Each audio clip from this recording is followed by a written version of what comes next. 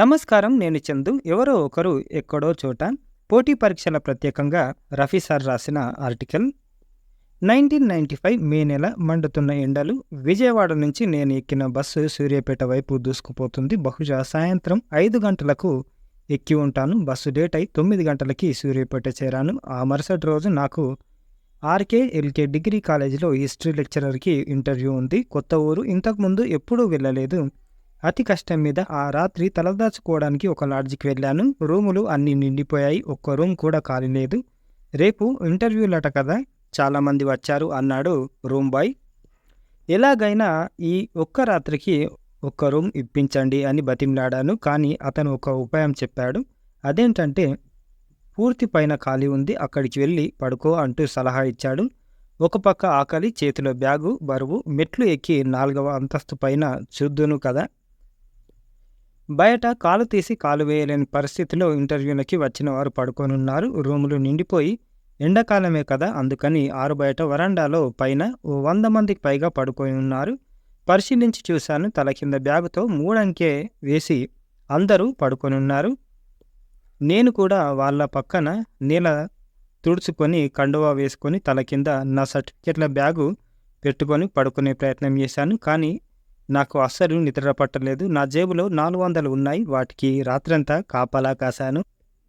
అప్పుడు తెలిసింది నాకు జీవితం అంటే ఎంత కఠినంగా ఉంటుందో. అప్పటి వరకు యూనివర్సిటీ క్యాంపస్లో జాలీగా తిరుగుతూ నొప్పి లేని జీవితాన్ని అనుభవించిన నేను ఒక్కసారి లెక్చరర్ ఇంటర్వ్యూ కోసం సూర్యాపేట రావడం, లాడ్జి పరిస్థితులు గమనించి ఉక్కిరిబిక్కిరి అయ్యాను. సృష్టి సిద్ధాంతం ప్రకారం తెల్లారింది. కాలకృత్యాలు తీర్చుకొని టక్ చేసుకొని లెక్చరర్లా ఫీల్ అయిపోయి ఇంటర్వ్యూలకి బయలుదేరాను. అడ్రస్ కనుక్కుంటూ కాలేజీకి చేరుకున్నాను. తీరా అక్కడికి వెళ్ళి చూసేసరికి ఒక్క హిస్టరీ సబ్జెక్టుకి 40 మందికి పైగా వచ్చారు.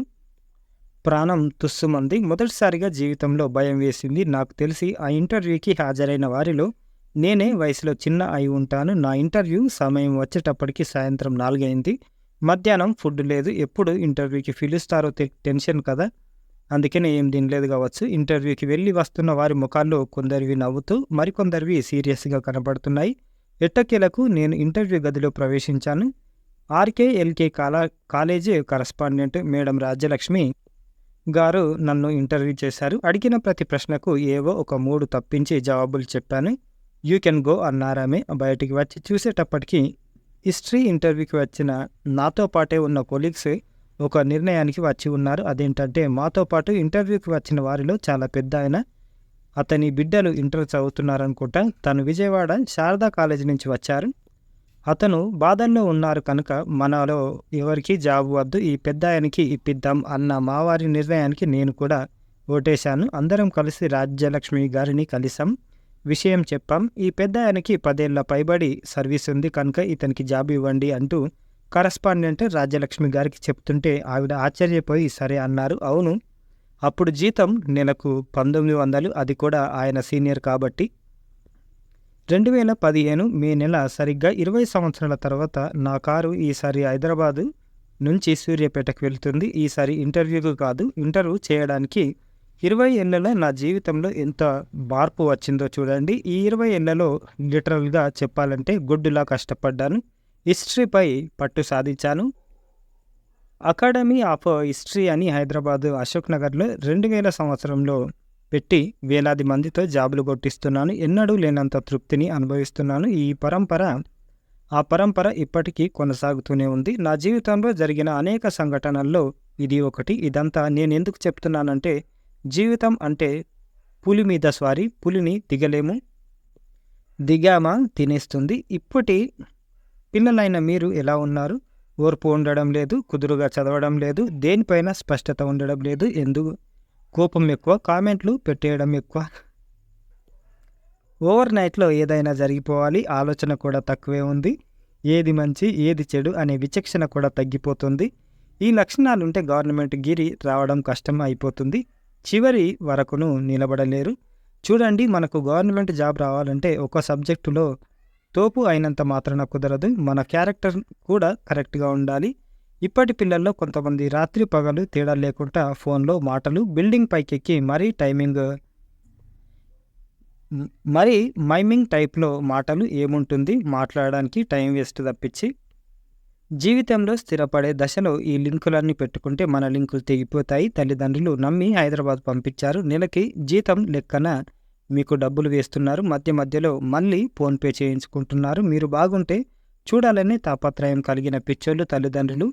మీరు జాబ్ కొట్టగానే 10 ఊర్లకి వారు అడగకపోయినా చెప్పి వచ్చేవారు తల్లిదండ్రులు. కలియుగ దైవాలు వారు. వారి సంతోషం కోసం ఒక్క జాబ్ కొట్టలేమా? ఆలోచించండి. మహావీరుడు అంటే యుద్ధంలో వేలాది మందిని చంపి మృత్యు కిరీటాన్ని తలపై పెట్టుకునేవాడు కాదు. మహావీరుడు అంటే అరిషడ్ వర్గాలను కామ, క్రోధ, లోభ, మోహ, మద, మత్సర్యాలు నిర్జింపచేసినవాడు. మనలోని లోపాలను మనం సరిదిద్దుకుంటే మనం కూడా మహావీరులమే. ఇది ఎవరి కోసమో కాదు, మన కోసమే, మన బాగు కోసమే. ఇప్పుడు మీరు వయసు మీద ఉన్నారు. ఏదైనా చేయగలమనే ధీమా మీకు ఉంది. అదే ధీమాని జాబ్ కొట్టడం పైన పెట్టండి. జాబ్ ఎలా రాదో చూద్దాం. బైబిల్లో ఒక సూక్తి ఉంది, అడగండి ఇవ్వబడుతుంది అని. భగవద్గీతలో మరో సూక్తి ఉంది, ఒక గొప్ప విజయ సాధనకు తొలుత అనేక ఇబ్బందులు, సమస్యలు వస్తాయి అని. వచ్చేది మీరు స్థిరపడడానికి అన్న విషయాన్ని మరవకండి. అసలు ముందు ఈర్ష్య తగ్గించుకోవాలి. సివిల్స్, గ్రూప్స్ కొట్టిన వాళ్ళని చూసి చాలామందిలో ఈర్ష్య కలుగుతుంది. దీనిని తగ్గించుకోవాలి.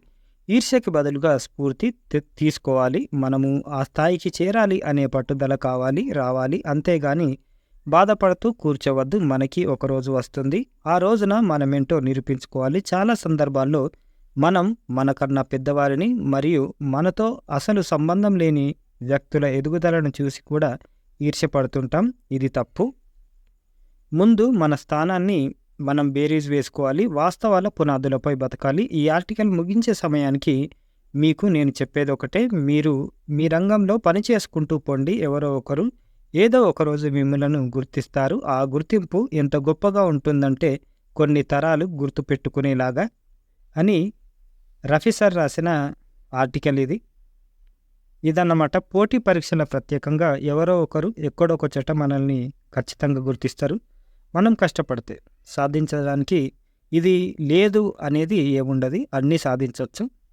ఇది ఈరోజుకు సంబంధించిన ఆర్టికల్. లైక్ చేయండి, షేర్ చేయండి, సబ్స్క్రైబ్ చేయండి. Thank you. ధన్యవాదాలు.